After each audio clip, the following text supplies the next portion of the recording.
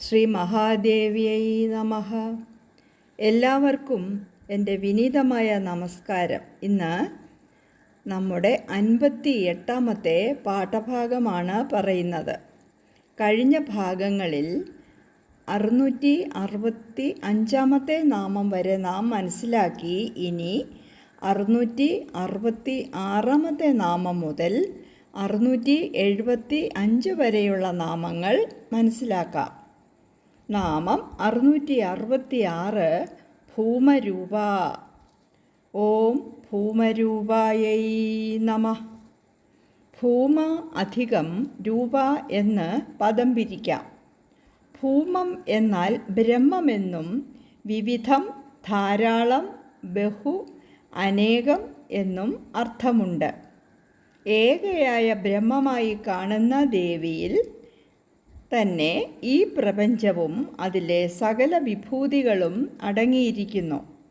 ദേവി പുരാണത്തിൽ ദേവിയുടെ വിവിധ രൂപങ്ങളെക്കുറിച്ച് പറയുന്നുണ്ട്. ദേവി ഏകാകിനിയാണെങ്കിലും ബഹുരൂപ ആയവൾ എന്ന് വർണ്ണിച്ചിരിക്കുന്നു. ദേവി അനന്ത വസ്തുവാണ്. അപരിമിതമായത് മാത്രമാണ് ആനന്ദദായകം എന്ന് ഛാന്തോഗ്യോപനിഷത്ത് പറയുന്നു. വിവിധങ്ങളായി കാണപ്പെടുന്ന വസ്തുക്കളുടെ എല്ലാം സമാഹാരമെന്നും ഇതിന് അർത്ഥമുണ്ട്. ദേവി ഒരേ സമയം ഏകാകിനിയും ബഹുരൂപയുമാണ്. എണ്ണമറ്റ രൂപങ്ങൾ സ്വീകരിച്ചവളാണ് ദേവി.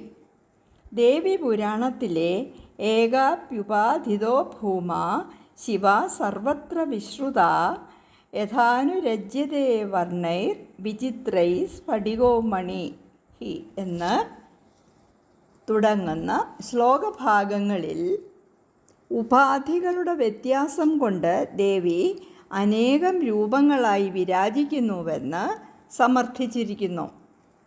സ്ഫടികമണി സമീപത്തുള്ള വസ്തുക്കളുടെ നിറങ്ങൾ ഉൾക്കൊണ്ട് പല നിറങ്ങളായി കാണപ്പെടുന്നു. ഒന്നായ മേഘത്തിനെ പല രൂപത്തിൽ കാണപ്പെടുന്നു. ആകാശത്തു നിന്നും വീഴുന്ന മഴവെള്ളം വിവിധ രൂപരസങ്ങളോടെ കാണപ്പെടുന്നു.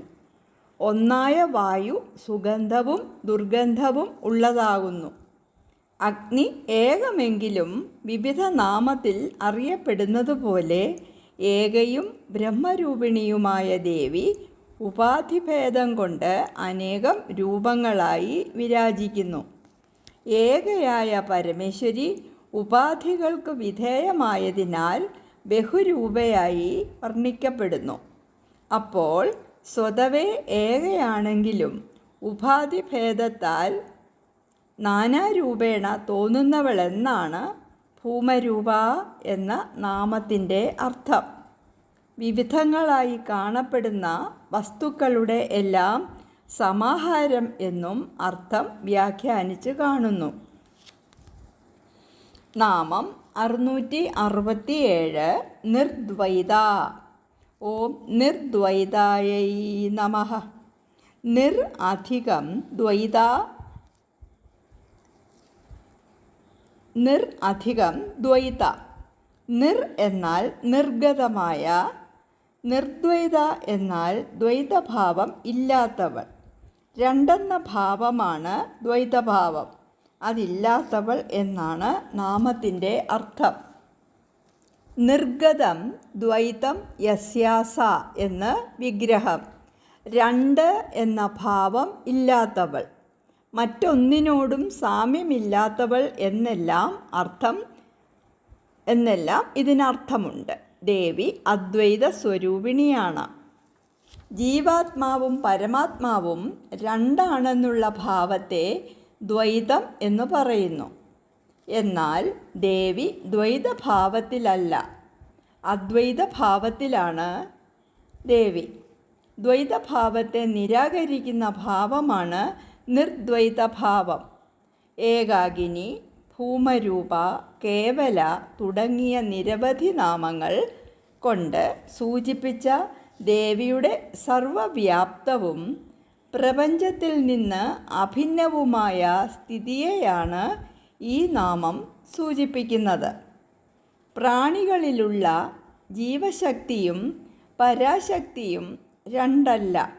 ദ്വൈതഭാവം മാറി അദ്വൈതഭാവം ഉണ്ടാകുന്നതിന് ദേവീകാരുണ്യം കാരണമാകയാൽ ദേവിയെ നിർദ്വൈത എന്ന നാമത്തിൽ സ്തുതിക്കുന്നു. അങ്ങനെ വിവരിക്കുന്നു. നാമം 668 ദ്വൈതവർജിത. ഓം ദ്വൈതവർജിതായൈ നമഃ. ദ്വൈത അധികം വർജിത എന്ന് പദം പിരിക്കാം. വർജിത എന്നാൽ വർജിച്ചവൾ അഥവാ ഉപേക്ഷിച്ചവൾ. ദ്വൈതം എന്നാൽ രണ്ടെന്ന ഭാവമാണെന്ന് മുൻ നാമത്തിൽ നമ്മൾ പറഞ്ഞല്ലോ. അപ്പോൾ രണ്ടെന്ന ഭാവത്തെ ഉപേക്ഷിച്ചവൾ എന്നാണ് നാമത്തിൻ്റെ അർത്ഥം. ജീവാത്മാവും പരമാത്മാവും രണ്ടാണെന്ന് ദ്വൈത സിദ്ധാന്തം പറയുന്നു. ആ സിദ്ധാന്തത്തെ വർജിച്ചവൾ എന്നാണ് നാമത്തിൻ്റെ അർത്ഥം. ദ്വൈത സിദ്ധാന്തത്തെ വർജിച്ചവൾ എന്ന് പിരിച്ച് അർത്ഥം പറയുമ്പോൾ മുമ്പ് രണ്ടായിരുന്നവൾ രണ്ടെന്ന ഭാവം ഉപേക്ഷിച്ച് ഒന്നായി എന്ന് തെറ്റായി തോന്നുമെന്ന് കരുതി ഭാസ്കരരായർ സൗഭാഗ്യഭാസ്കരത്തിൽ ന പുനർദ്വൈതം പൂർവം സ്ഥിതം പശ്ചാന്നിർഗതം മൂലത ഏവതു നാസ്തീത്യാഹ ദ്വൈതവർജിത എന്ന് വിശദമാക്കുന്നു. പരാശക്തിയായ ലോകമാതാവ് ഒന്നേയുള്ളൂ. അതിൻ്റെ പ്രതിഭാസമായ പ്രപഞ്ചത്തിലെ ഓരോ അണുവും ദേവിയിൽ നിന്നും ഭിന്നമല്ല. നിർദ്വൈത, ദ്വൈതവർജിത എന്ന രണ്ട് നാമങ്ങളും ദേവിക്ക് ദ്വൈതഭാവനയില്ലെന്ന് പറയുന്നു. കൂടുതൽ വ്യക്തമാക്കാനായിട്ടാണ്, അതായത് ദ്വൈതഭാവന തീരെ ഇല്ലാത്തവളാണെന്ന് സ്ഥാപിക്കുവാനാണ് ദ്വൈതവർജിത എന്ന നാമം കൊണ്ട് ഉദ്ദേശിക്കുന്നതെന്നും വ്യാഖ്യാനിച്ചു കാണുന്നു. നാമം 669 അന്നദ. ഓം അന്നദായൈ നമഃ. അന്നത്തെ ദാനം ചെയ്യുന്നവൾ എന്നാണ് നാമത്തിൻ്റെ അർത്ഥം. ജീവികളുടെ നിലനിൽപ്പിന് ആഹാരം ആവശ്യമാണ്. എല്ലാ ജീവികൾക്കും അന്നം ദാനം ചെയ്യുന്നവളാണ് ദേവി. അന്നം തരുന്നവൾ അമ്മയാണ്. ലോകമാതാവായ ദേവിയുടെ തൃക്കൈയിൽ ഒരു കൈയിൽ ഒരു പാത്രം നിറയെ അന്നവും മറുകൈയിൽ അത് വിളമ്പിത്തരാനുള്ള കയ്യിലും അഥവാ തവിയും ഏന്തിയുള്ള രൂപമാണ് അന്നപൂർണേശ്വരിയുടെ രൂപം. ശ്രീ ശങ്കരാചാര്യർ വളരെയധികം ശ്ലോകങ്ങളിലും അന്നപൂർണേശ്വരിയെ കീർത്തിച്ചിട്ടുണ്ട്. കാശീപുരാധീശ്വരിയായ അന്നപൂർണേശ്വരിയോട് ഭിക്ഷ നൽകണേ എന്ന പ്രാർത്ഥനയാണ് സ്തുതികളിൽ. അന്നപൂർണേശ്വരി സ്തോത്രത്തിൽ അന്നപൂർണേ സദാപൂർണേ ശങ്കരപ്രാണവല്ലഭേ ജ്ഞാനവൈരാഗ്യസിദ്ധ്യർത്ഥം ഭിക്ഷാം ദേഹി ച പാർവതി എന്ന് പറയുന്നു. കാശിയിൽ വിശ്വവിഖ്യാതമായ അന്നപൂർണേശ്വരി ക്ഷേത്രമുണ്ട്. ദേവി ഭൂമിയിലെ ദാരിദ്ര്യത്തെ നീക്കുന്നു. ശ്രീ ശങ്കരാചാര്യർ ത്രിപുരസുന്ദരി മാനസപൂജാ സ്തോത്രത്തിൽ അന്നപൂർണാദേവിയെ സ്തുതിക്കുന്നു. കേരളത്തിലെ ചെറുകുന്നിലും ദേവിയെ അന്നപൂർണേശ്വരിയായി ആരാധിച്ചു വരുന്നു. നാമം 670 വസുധ. ഓം വസുധായൈ നമഃ. വസു അധികം ദാ. വസുവെന്നാൽ ജലം, ധനം, സമ്പത്ത്, കാന്തി, പ്രകാശം എന്നിങ്ങനെ അർത്ഥം. സമ്പത്തെന്നാൽ സ്വർണം, രത്നം ആദിയായ സമ്പത്ത്. മുൻ നാമങ്ങളിൽ അന്നം ദാനം ചെയ്യുന്നവളെന്ന് പറഞ്ഞു. മുൻ നാമത്തിൽ അന്നം ദാനം ചെയ്യുന്നവൾ എന്നു പറഞ്ഞു. വസുവിന് ജലമെന്നും അർത്ഥമുണ്ടല്ലോ. ജലം ദാനം ചെയ്യുന്നവൾ. അന്നം പോലെ തന്നെ ജലവും ജീവൻ നിലനിർത്താൻ മനുഷ്യർക്ക് അത്യാവശ്യമാണ്. ശ്രീമദ് ഭഗവത്ഗീതയിൽ കർമ്മയോഗമെന്ന 3-ാം അധ്യായത്തിലെ 14-15 ശ്ലോകങ്ങൾ ഇപ്രകാരമാണ്. അന്നാത് ഭവന്തി ഭൂതാനി പർജന്യാദന്നസംഭവ യജ്ഞാത് ഭവതി പർജന്യ യജ്ഞകർമ്മ സമുദ്ഭവഃ കർമ്മ ബ്രഹ്മോദ്ഭവം വിദ്ധി ബ്രഹ്മാക്ഷരസമുദ്ഭവം തസ്മാത് സർവഗതം ബ്രഹ്മ നിത്യം യജ്ഞേ പ്രതിഷ്ഠിതം. ജീവികൾ അന്നത്തിൽ നിന്ന് ഉണ്ടാകുന്നു. അന്നത്താൽ പോഷിപ്പിക്കപ്പെടുന്നു. ഭൂമിയിലെ വസ്തുക്കൾ അന്നമായി തീരുന്നത് ജലത്തിൻ്റെ സഹായത്താലാണ്. അതായത് ജലത്തിൻ്റെ പ്രവർത്തനം മൂലമാണ്. മഴയില്ലെങ്കിൽ സസ്യങ്ങൾ വളരില്ല. അപ്പോൾ മൃഗങ്ങൾക്ക് നാശമുണ്ടാകും. മഴ യജ്ഞത്തിൽ നിന്ന് ഉണ്ടാകുന്നു. യജ്ഞം മനുഷ്യപ്രയത്നത്തിൽ നിന്നും. വസു എന്ന ശബ്ദത്തിന് ഭൂതസംഖ്യപ്രകാരം 8 എന്നർത്ഥമുണ്ട്. അപ്പോൾ അണിമാദികളായ ഐശ്വര്യങ്ങളെ നൽകുന്നവൾ എന്ന് വ്യാഖ്യാനിച്ചു കാണുന്നു. അന്നം, ധനം ഇവ നൽകുന്നു എന്ന ബോധത്തോടെ ആത്മാവിനെ ഉപാസിക്കുന്നവർക്ക് ധനധാന്യ സമൃദ്ധി ഉണ്ടാവും എന്ന് ബൃഹദാരണ്യകോപനിഷത്ത് പറയുന്നു. വസു എന്നതിന് പ്രകാശം നൽകുന്നവൾ എന്നും അർത്ഥമുണ്ട്. സൂര്യചന്ദ്രാഗ്നി രൂപത്തിൽ പ്രകാശം നൽകുന്നവൾ എന്നും വ്യാഖ്യാനം. നാമം 671 വൃദ്ധ. ഓം വൃദ്ധായൈ നമഃ. വൃദ്ധയായവൾ, എല്ലാവരേക്കാളും പ്രായം കൂടിയവൾ. ദേവി ചിരന്തനിയാണ്. ദേവി ലോകത്തിൻ്റെ തന്നെ ആദി കാരണമാണ്. ലോക സൃഷ്ടിക്ക് മുമ്പ് തന്നെ ദേവിയുണ്ട്. അതിനാൽ വൃദ്ധയെന്ന നാമം. വൃദ്ധത്വം അഭിവൃദ്ധിയെ പ്രാപിച്ചവൾ എന്നും അർത്ഥം കാണുന്നു. വൃദ്ധത്വം പല വിധത്തിലുണ്ട്. വയോവൃദ്ധി, ജ്ഞാനവൃദ്ധി, തപോവൃദ്ധി, ധർമ്മവൃദ്ധി, യശോവൃദ്ധി, ധനവൃദ്ധി ഇവയെല്ലാം തികഞ്ഞവൾ എന്ന് താൽപ്പര്യം.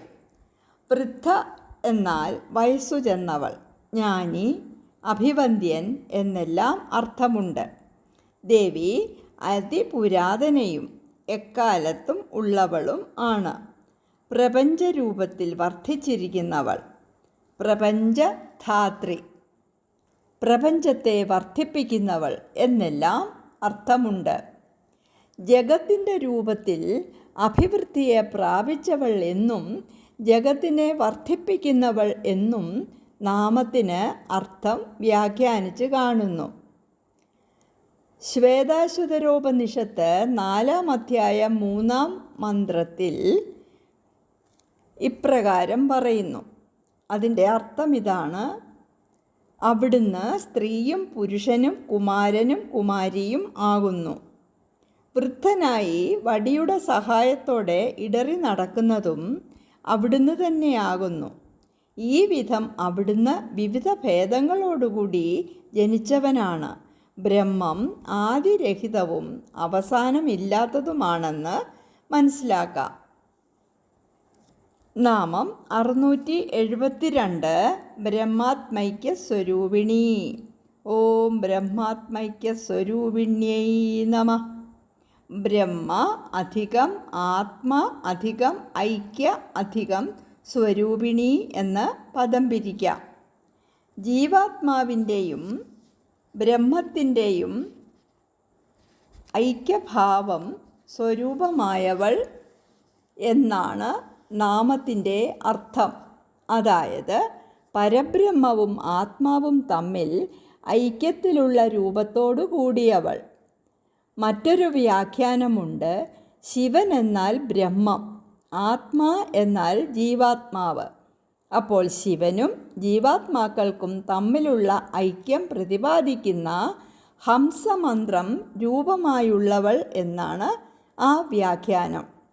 ഹംസമന്ത്ര സ്വരൂപിണി എന്നാണ് സൗഭാഗ്യഭാസ്കരത്തിൽ പറഞ്ഞിട്ടുള്ളത്.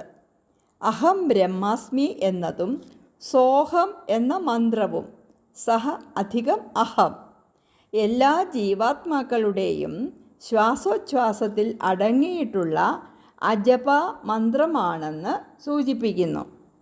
ഉച്ചാരണമില്ലാത്തതാണ് അജപ മന്ത്രം. ഇത് തന്നെയാണ് ശ്രീദേവിയുടെ യഥാർത്ഥ സ്വരൂപം. ജീവജാലങ്ങളുടെ പരബ്രഹ്മപ്രാപ്തിയാണ് ദേവീ സ്വരൂപം.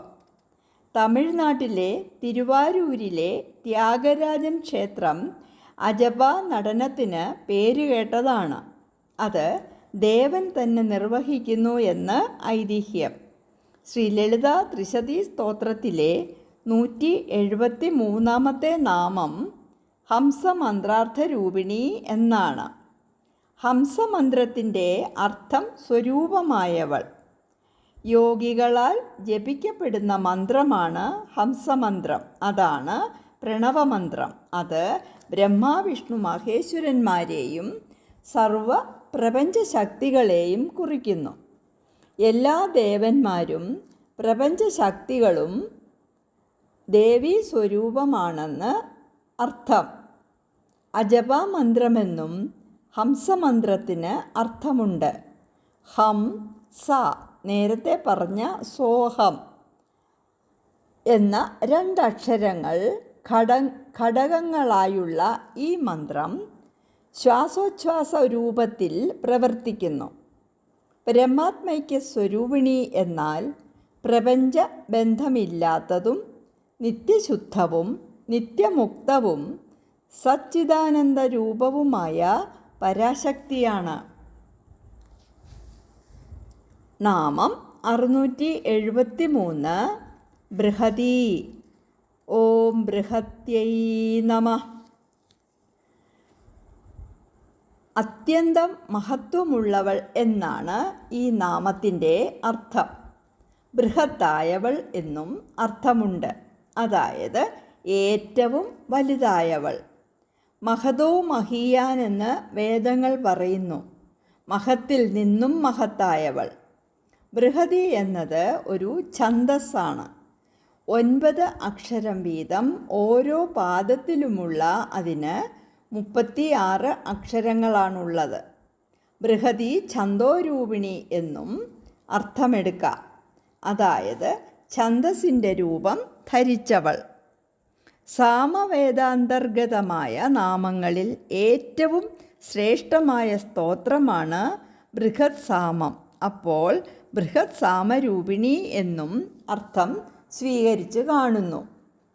മഹതോ മഹീയസ്ത്വാത് ബൃഹതി എന്നാണ് ബൃഹതി എന്ന നാമത്തിന് ഭാസ്കരരായർ അർത്ഥം കൊടുത്തിരിക്കുന്നത്. മഹത്തിനേക്കാൾ മഹത്തായത്, അതായത് ബ്രഹ്മരൂപിണി. സാമവേദാന്തർഗതമായ ഏറ്റവും ശ്രേഷ്ഠമായ സ്തോത്രമാണ് ബൃഹത് സാമം. അതിനെ ജ്യേഷ്ഠസാമം എന്നും പറയുന്നു. ബൃഹത്ത്, ജ്യേഷ്ഠ എന്നിവ ശ്രീദേവിയുടെ നാമങ്ങളാണ്. ബൃഹത് സാമ തഥാ സാമ്നാം ഗായത്രി ഛന്ദസാമഹം എന്ന് ഭഗവത്ഗീതയിൽ ഭഗവാൻ ബൃഹത് സാമത്തിൻ്റെ മഹിമയെക്കുറിച്ച് പറയുന്നു. അപ്പോൾ ബൃഹത് സാമരൂപിണി എന്നും ഈ നാമത്തിന് അർത്ഥമുണ്ടാകുന്നു. അതായത് ദേവി പരമാത്മസ്വരൂപിണി ആണെന്നർത്ഥം. ഇനി നാമം 674 ബ്രാഹ്മണി. ഓം ബ്രാഹ്മണ്യൈ നമഃ. ബ്രാഹ്മ അധികം അനഹ എന്നാൽ ബ്രാഹ്മണൻ. ബ്രാഹ്മ എന്നത് ബ്രഹ്മത്തെ സൂചിപ്പിക്കുന്നു. ബ്രഹ്മത്തെ അറിയുന്നവൻ ആണ് ബ്രാഹ്മണൻ. ബ്രാഹ്മണൻ്റെ സ്ത്രീലിംഗമാണ് ബ്രാഹ്മണി. ബ്രാഹ്മണി എന്ന വാക്കിന് ബ്രാഹ്മണ സ്ത്രീ, ഒരു വിശേഷപ്പെട്ട ഔഷധച്ചെടി, ജ്ഞാനം എന്നിങ്ങനെ വിശ്വനിഘണ്ടുവിൽ അർത്ഥം കാണുന്നു. വെളുത്ത പൂക്കളോടുകൂടിയ ദേവതാത്മികയായ ഒരു ഔഷധച്ചെടിയാണ് ബ്രാഹ്മണി എന്ന് സ്മൃതിയിൽ പറയുന്നു. ബ്രാഹ്മണി ശ്വേതപുഷ്പാദ്യ സംവിൽസ ദേവതാത്മിക എന്ന് സമയാചാര സ്മൃതിയിലും ബ്രാഹ്മണോ ഭഗവാൻ സാംബോ ബ്രാഹ്മണാനാം ഹി ദൈവതം വിശേഷാത് ബ്രാഹ്മണോ രുദ്രം ഈശാനം ശരണം വ്രജ എന്ന് വാസിഷ്ഠ പുരാണത്തിലും പറയുന്നു. ശ്രീദേവിയുടെ ഭർത്താവായ ശംഭു ബ്രാഹ്മണനും ബ്രാഹ്മണരുടെ ദേവനുമാണ്. ശിവൻ്റെ പത്നിയായ ദേവി ബ്രാഹ്മണിയാണ്. ത്രിമൂർത്തികളിൽ മഹാവിഷ്ണു ക്ഷത്രിയനും ശിവൻ ബ്രാഹ്മണനുമാണെന്ന് ഛാന്തോഗ്യോപനിഷത്ത് പറയുന്നു. 8-ാം അധ്യായം 14-ാം ഖണ്ഡം 1-ാം മന്ത്രത്തിൽ ആത്മാവിനെ ഉപാസിക്കുന്ന ബ്രാഹ്മണരുടെയും ക്ഷത്രിയർ, വൈശ്യർ തുടങ്ങി ആത്മോപാസനത്തിൽ ഉൾപ്പെട്ട എല്ലാവരുടെയും ആത്മാവായി പരമശിവൻ ഭവിക്കുന്നു എന്നും അവർ ബ്രഹ്മത്തെ പ്രാപിക്കുന്നുവെന്നും പറയുന്നു. ഇക്കാര്യം തന്നെ ആദിത്യ, കൂർമ്മ, വാസിഷ്ഠ, ലിംഗ പുരാണങ്ങളും ഉറപ്പിച്ചു പറയുന്നു. ബ്രാഹ്മണനായ ശിവൻ്റെ പത്നിയാകയാൽ ദേവിക്ക് ബ്രാഹ്മണി എന്ന നാമം. ബ്രഹ്മജ്ഞാനികളുടെ പത്നിമാരുടെ രൂപമുള്ളവൾ എന്നും ബ്രാഹ്മണി എന്ന നാമത്തിന് വ്യാഖ്യാനമുള്ളതായി കാണുന്നു. നാമം 675 ബ്രാഹ്മി. ഓം ബ്രാഹ്മ്യൈ നമഃ. ബ്രാഹ്മി എന്നാൽ ബ്രഹ്മത്തെ സംബന്ധിച്ചവൾ, ബ്രഹ്മശക്തി എന്നെല്ലാം അർത്ഥമുണ്ട്. ബ്രഹ്മത്തോടൊപ്പം വേർതിരിക്കാനാകാത്ത വണ്ണം ചേർന്നിരിക്കുന്ന മഹാമായയാണ് ബ്രാഹ്മി. അമരകോശത്തിൽ ബ്രാഹ്മി തു ഭാരതീ ഭാഷ ഗീർവാക് വാണി സരസ്വതി എന്ന് പറയുന്നു. ബ്രാഹ്മി എന്നൊരു ദിവ്യ തേജസ്സുള്ള മഹാ ഔഷധമുണ്ടെന്നും അത് സോമലതയാണെന്നും പറയപ്പെടുന്നു. ആയുർവേദത്തിൽ സാരസ്വതം എന്നു പേരുള്ള ബ്രാഹ്മി ബുദ്ധിയും വാക്സാമർഥ്യവും ഉണ്ടാക്കുന്ന ദിവ്യ ഔഷധമാണ്. ആ ഔഷധത്തിൻ്റെ ശക്തിയായവളെന്നും വ്യാഖ്യാനം കാണുന്നു. അഷ്ടമാതാക്കളിൽ ആദ്യത്തെ ദേവിയാണ് ബ്രാഹ്മി. വാഗ്ദേവിയുടെ രൂപത്തിലുള്ളവൾ, അതായത് വാക്കിൻ്റെ അധിഷ്ഠാന ദേവതയായ സരസ്വതീ ദേവിയുടെ രൂപം ധരിച്ചവൾ. ബ്രഹ്മശക്തിയാണ് ദേവി, ബ്രഹ്മപത്നിയായ സരസ്വതീ ദേവി. ശുംഭനിശുംഭന്മാരെ വധിക്കാനായി എല്ലാ ദേവശക്തികളും ആയുധം, ബലം എന്നിവയുമായി ആവിർഭവിച്ചപ്പോൾ ബ്രഹ്മശക്തിയായ ദേവി തൻ്റെ കമണ്ഡലുവിൻ്റെ ജലം ദർഭപ്പുല്ലുകൊണ്ട് തളിച്ച് ബ്രഹ്മശക്തിയായ ദേവി തൻ്റെ കമണ്ഡലുവിലെ ജലം ദർഭപ്പുല്ലുകൊണ്ട് തളിച്ച് അസുരന്മാരെ നിർവീര്യരും ഓജസ്സില്ലാത്തവരുമാക്കി മാറ്റി. ബ്രാഹ്മി അഥവാ ബ്രഹ്മാണി ദേവിയുടെ ആയുധങ്ങൾ അക്ഷസൂത്രവും കമണ്ഡലുവുമാണ്. ബ്രാഹ്മി ദേവിയുടെ ആയുധങ്ങൾ അക്ഷസൂത്രവും കമണ്ഡലുവുമാണ്. കമണ്ഡലു ജലാക്ഷേപ ഹതവീര്യാൻ ഹതൗജസ ബ്രഹ്മാണി ചാകരോച്ഛത്രൂൻ ഏന ഏനസ്മധാവതി എന്ന് ദേവീ മാഹാത്മ്യത്തിൽ 8-ാം അധ്യായത്തിൽ 32-ാം ശ്ലോകത്തിൽ പറയുന്നു. ബ്രാഹ്മി എന്നാൽ ബ്രഹ്മത്തിൽ നിന്നും ഉണ്ടായത് എന്നർത്ഥമുണ്ട്. അപ്പോൾ വേദമെന്ന വ്യാഖ്യാനം, വേദസ്വരൂപിണി എന്ന് ദേവിക്കു നാമം. 675 വരെയുള്ള നാമങ്ങളുടെ അർത്ഥവും വ്യാഖ്യാനവും നാം മനസ്സിലാക്കി. ഇനി 676 മുതലുള്ളവയുടെ വ്യാഖ്യാനവും അർത്ഥവും 9-ാം തീയതി പറയാം. ഇത് കേൾക്കുന്ന എല്ലാവരെയും മഹാദേവി അനുഗ്രഹിക്കട്ടെ. നന്മകൾ നേരുന്നു. നന്ദി. ഓം ശ്രീ മഹാദേവ്യൈ നമഃ.